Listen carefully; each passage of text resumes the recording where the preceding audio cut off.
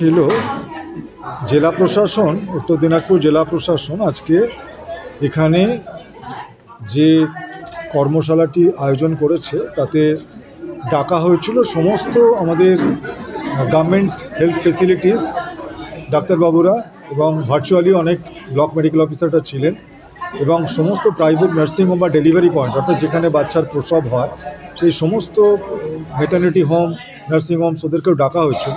মূলত আমাদের বক্তব্য যেটা ছিল সেটা হচ্ছে যে ইললিগাল অ্যাডপশন আমরা প্রিভেন্ট করতে চাইছি, কারণ আপনারা জানেন যে জুভেনাইল জাস্টিস অ্যাক্ট অনুসারে আইনত আমরা দত্তক প্রক্রিয়া আমরা চালু আছে, সারা দেশেই এটা আমরা ওইভাবেই দত্তক দিয়ে থাকি এবং প্রচুর পেরেন্টস, যাকে প্রসপেক্টিভ অ্যাডপটিভ পেরেন্টস বলে, মানে যারা দত্তক নিতে চাইছে তারা অনলাইনে রেজিস্টার করেছে, কেমন, তো তারাও বাচ্চা পাওয়ার জন্য তারা বহুদিন ধরে অপেক্ষা করছে। তো আমরা চাই যে আমাদের এই অ্যাডপশন পুলে আরও বাচ্চা আসুক, যারা অ্যাবান্ডান্ট, যারা অরফ্যান, যারা সারেন্ডার, এই বাচ্চা আসুক। আমরা কোনোভাবেই চাই না যে একটা বাচ্চা তার ভবিষ্যৎটা নষ্ট হয়ে যাক, ইললিগাল অ্যাডপশন হয়ে যাক, ট্রাফিকিং হয়ে যাক, তো এইগুলো আমরা কখনোই চাই না।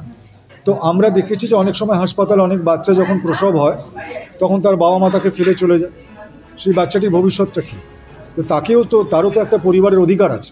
তো সেটা সুনিশ্চিত করার জন্য আমাদের একটা রিপোর্টিং ফরম্যাট আছে যেখানে প্রত্যেকটা হাসপাতাল, প্রাইভেট হোক বা গভর্নমেন্ট হোক, তাদের একটা রিপোর্টিং করার কথা যে এরকম কত অ্যাবান্ডান্ট বাচ্চা হাসপাতালে রয়েছে, প্রতি মাসে রিপোর্টটা করার কথা এবং সেই বাচ্চাগুলিকে নিয়ম মেনে আমাদের আইন মোতাবেক চাইল্ড ওয়েলফেয়ার কমিটির মাধ্যমে সেই বাচ্চাগুলোকে আমরা আইনত দত্তক প্রক্রিয়ার মধ্যে সামিল করি এবং কোনোভাবেই যাতে একটি বাচ্চাও ওখান থেকে বেআইনিভাবে হস্তান্তর না হয় বা বিক্রি না হয় বা আইন না মেনে তার দত্তক প্রক্রিয়া হয়ে গেল, এটা যাতে না হয়, তো সেটা সুনিশ্চিত করার জন্যই আজকের এই কর্মসূচিটা আমরা করেছি, আলোচনাটা করেছি এবং প্রত্যেককেই বলা রয়েছে যে no tolerance for illegal adoption যাতে কোনোভাবেই না হয়, তার জন্য আমাদের প্রত্যেককেই সচেতন হতে হবে, সজাগ হতে হবে এবং সেইভাবে আমাদের কাজ করতে হবে।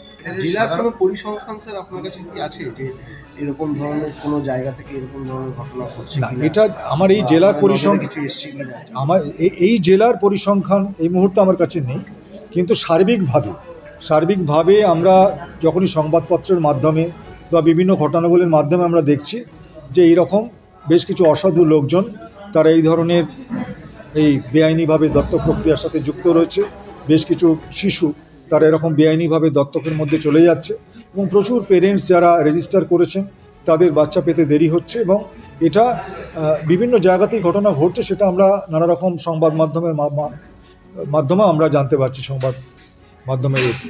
তো সেই কারণে এটা এবং এখানে যে রিপোর্টিংগুলো হয় বিভিন্ন থেকে, সেখান থেকে আমরা সেই রেসপন্সটা আরও যাতে ভালোভাবে পেতে পারি, অর্থাৎ অনেক প্রাইভেট নার্সিংহোমগুলো থেকে যে রিপোর্টগুলো আসছে অনেক ক্ষেত্রে নীল রিপোর্ট পাওয়া যাচ্ছে, অর্থাৎ সেখানে কোনো হয়নি।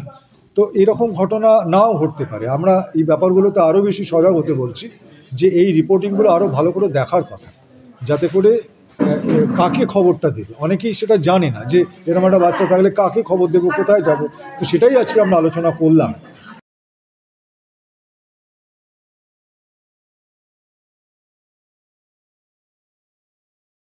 সব মাই চায় মেয়েকে রাজরানীর মতন সাজাতে, সাজিয়ে তুলতে চায় সোনার গয়নায়। ওরিয়েন্ট জুয়েলার্স, সোনা যা সর্বক্ষণের। ছোট ছোট অনুভূতি, স্মৃতিগুলো থেকে যায় সব সময় আদরে। কুকু কুকু, কিরে হলো? আসছি, লকডাউন সময় তো হয়ে এলো। কিছু স্মৃতির ভাজেই তোলা থাকে শুভারম্ভে প্রাপ্তি।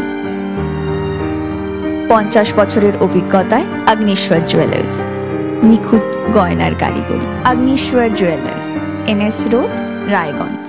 Wait, so this was your wedding look? Oh my God, Tammy, you look pretty. Dhaka থেকে যখন আইছিলাম এ হগল আমার মা আমারে পরায় দিছিল। It's so authentic, Tammy. I will go for this look. But what about my goina? সাদা রঙের রুমালটিতে গোলাপি রঙের কাজ, সব মিলিয়ে দারুণ হবে নতুন কনের সাজ। আমার গয়না, আমার শ্রী ঢাকা। শ্রী ঢাকা জুয়েলার্স, আভিজাত্যের গয়না।